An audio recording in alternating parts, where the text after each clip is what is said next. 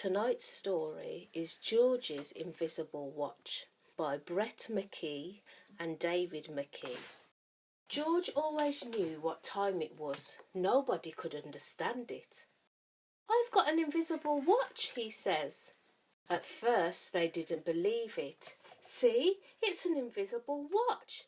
"Invisible watch, that's a good one." But he was always right. The church clock is 10 minutes fast. He's right, it is. He's always right. His friend decided that it was true. "There's George with the invisible watch. That's cool." Later, the adults did as well. "There's that boy with the invisible watch. He's called George, Mum." Soon, everybody relied on George's watch. "What's the time, George?" 2:30, Mr. Gray." Sometimes a teacher forgot their watch. "Tell me when it's 1/2 George." "Yes, Miss Jolly." Or they would forget to wind the staff room clock. "What time is it, George?" "I did that last week." "Was it your turn, Miss B?" "No, I don't think so. It's time we had an electric one." There was always someone saying, "What time is it, George?" "What time is it, George?" "What time is it, George?" 3:05. One playtime, the caretaker who rang the bell became ill. Oh! He was rushed away in an ambulance.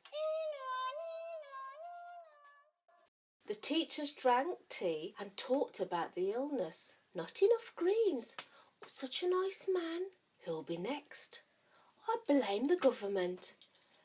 That cat will be upset." The children played on and on.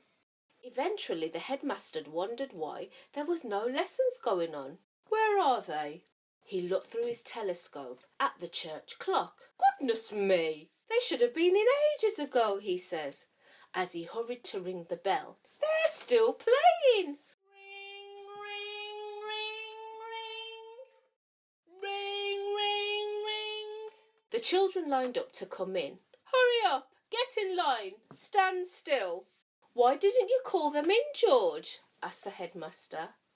"George, what happened? We depended on you." "Sorry, sir," George replied. "I forgot my watch."